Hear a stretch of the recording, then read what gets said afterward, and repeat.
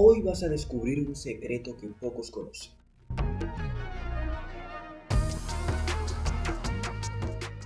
Un imperio inmobiliario que ha ido creciendo silenciosamente, casa por casa, bloque por bloque, hasta convertir al rey Carlos III en un propietario menos frente a un poder extranjero. La familia del Thani de Qatar.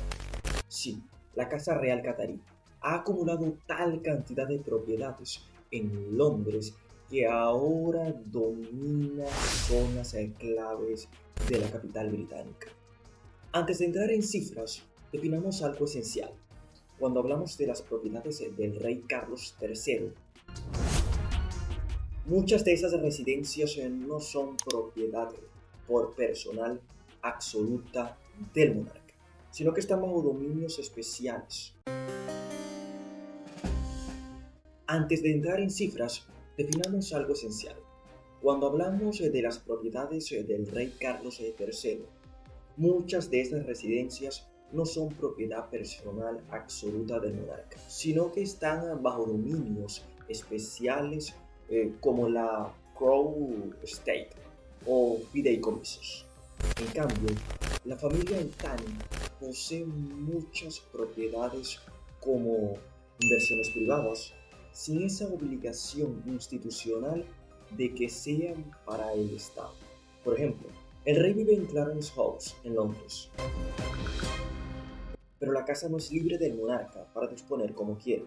Su estatus legal es más complejo, así que ya existe una diferencia de base. La realeza británica tiene restricciones estructurales que la realeza catarí no necesariamente comparte. Te preguntarás, ¿qué tanta diferencia hay en números entre lo que tiene el rey y lo que tiene Al Thani? En solo unos minutos veremos unas cifras que te van a sorprender.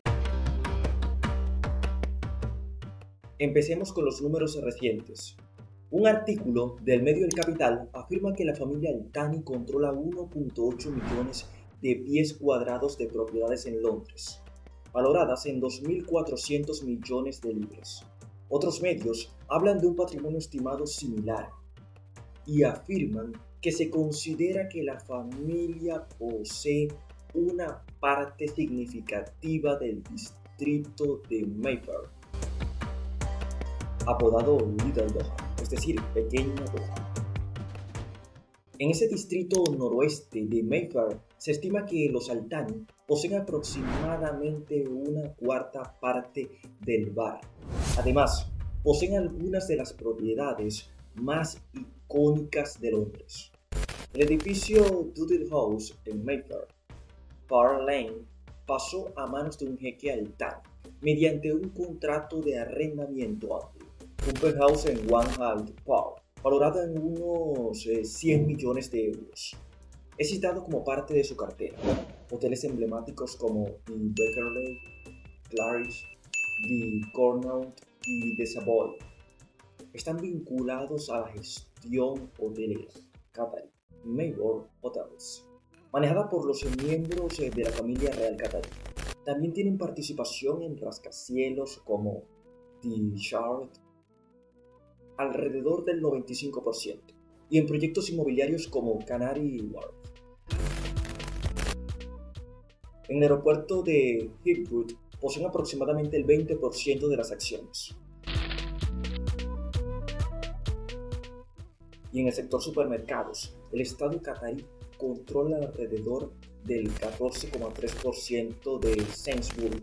Esto no es simplemente propiedades residenciales, sino una cartera diversificada que va desde viviendas de ultralujo hasta inversiones estratégicas en infraestructuras clave de Londres y el Reino Unido.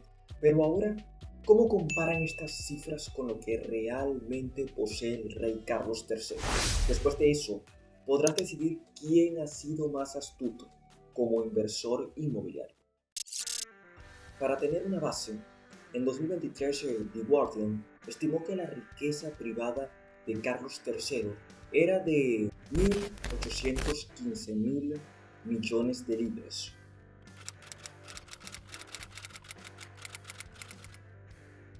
En esa evaluación, los bienes raíces privados del rey se estimaban en 330 millones aproximadamente. Sin embargo, hay que aclarar, gran parte del real inmueble que asociamos con la monarquía británica no pertenece al rey en carácter personal, sino que está bajo la Crown Estate, que es un portafolio de bienes inmuebles del Estado que genera ingresos para la corona, pero no para uso privado del monarca.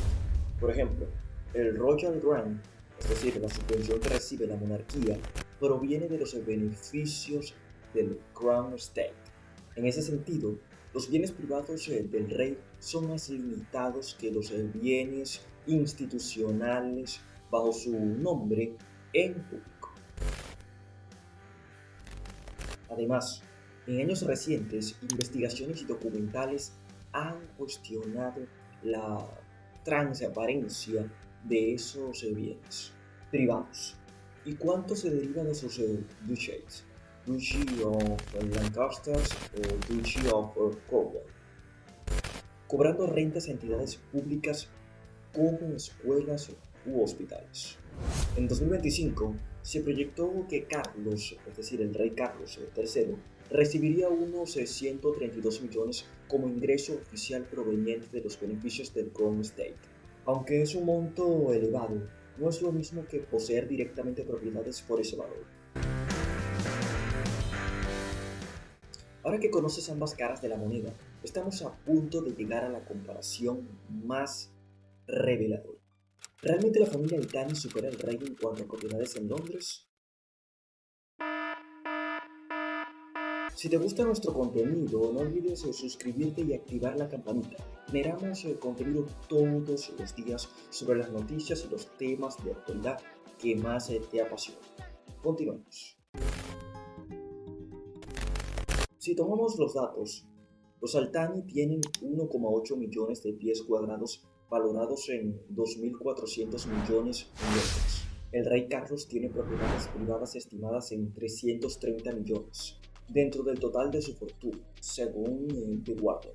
En ese sentido, la diferencia es muy grande, pero recordemos, muchos de los inmuebles reales no son propiedad personal del rey. Parte del portafolio Al-Thani es manejado por entidades estatales o fondos soberanos de Qatar, con estructuras corporativas complejas. Las cifras de tasación pueden variar, y algunas propiedades podrían estar parcialmente arrendadas, con deuda, bajo acuerdos de usufructo, etc. Aún así, incluso con esas salvedades, la magnitud de la brecha es impresionante. Además, hay un factor simbólico. Poseer una parte significativa de un barrio como Mayfair no es solo un valor inmobiliario, sino un poder simbólico. Esa dominación silenciosa ha llevado a que algunas zonas de Londres sean apodadas Little Dog. Entonces sí, en propiedad privada real y en influencia inmobiliaria directa en Londres, la familia Al-Thani parece estar muy por delante del rey Carlos. Pero ojo, no todo es blanco y negro. Hay riesgos, críticas y posibles controversias detrás de este control inmobiliario que pocos analizan. Eso será justo lo que veremos ahora. Grandes fortunas como la de los Al-Thani suelen estar ocultas bajo empresas offshore, fideicomisos y estructuras interpuestas. Ver exactamente quién posee es complicado. Y por otro lado está la presión política y social. Que una familia extranjera domine partes de Londres moviliza debates sobre soberanía inmobiliaria, gentrificación y poder extranjero en capitales nacionales. Además está el tema de las regulaciones y la soberanía fiscal. En Reino Unido hay regulaciones sobre propiedad extranjera, impuestos locales y cambios políticos que podrían hacerlo más restrictivo. También se encuentra el riesgo de mercado inmobiliario y devaluaciones. Invertir en inmuebles de lujo puede ser rentable, pero también vulnerable a ciclos económicos, tasas de interés altas o cambios de regulación urbanística, y la relación simbólica con la monarquía británica. Aunque el rey tiene un rol simbólico importante, su posicionamiento como monarca inglés choca simbólicamente con que otra monarquía posea más bienes reales dentro de su capital. Por ejemplo, algunos críticos resaltan que aunque el rey recibe ingresos oficiales elevados, su patrimonio personal libre no está al nivel que muchos imaginan. Proyección de poder blanco. Tener presencia inmobiliaria en Londres es también una señal de prestigio mundial. Un software power silencioso. Influencia económica local, controlar hoteles, propiedades comerciales, partes de infraestructura, da capacidad de incidir en decisiones locales. Pero que un monarca británico sea superado en bienes inmobiliarios por un gobernante extranjero alimenta narrativas dramáticas alrededor del poder y la monarquía. En una ciudad global como Londres, muchos temen que el control excesivo por capitales extranjeros degrade la capacidad autóctona de decisión sobre el desarrollo urbano. En definitiva, no es solo quién tiene más propiedades, sino qué significa que otro poder acumule una porción tan visible del espacio urbano de Londres. Y ahora te preguntarás, ¿qué futuro tiene el rey Carlos III frente a este desafío silencioso? ¿Puede recuperarse en el terreno inmobiliario? Lo veremos en unos segundos. Hagamos recapitulación rápida. La familia Al posee propiedades inmensas en Londres, valoradas en 2.400 millones, y controlando zonas como Mayfair. El rey Carlos III tiene propiedades privadas más modestas, cuyo valor estimado es de 330 millones, una cifra que palidece frente al imperio inmobiliario catarí. Pero esa comparación no es del todo justa, porque muchas propiedades reales británicas no dependen del rey como propietario personal. Además, detrás de estas adquisiciones hay riesgos, opacidad, regulaciones cambiantes, críticas de legitimidad y vulnerabilidades de mercado. Finalmente, el dominio inmobiliario conlleva simbología, poder invisible y repercusiones geopolíticas. Y llegamos a la conclusión de cómo crece la familia real catarí al interno de Londres. Cómo crece ya no solo en temas políticos, sino también en temas inmobiliarios. La propia capital inglesa, Londres, con millones y millones de euros invertidos en infraestructura inmobiliaria. Es una apuesta y una jugada sorprendente e interesante. Y aquí también entra el tema cultural, sus influencias, los cambios. ¿Qué puede ocurrir en el futuro? Pero lo más importante, ¿qué puede ocurrir en el futuro más cercano? Deja esta reflexión en tu mente para que la pienses. Y deja tu comentario aquí abajo. Gracias por haber llegado hasta aquí y nos vemos en el próximo video.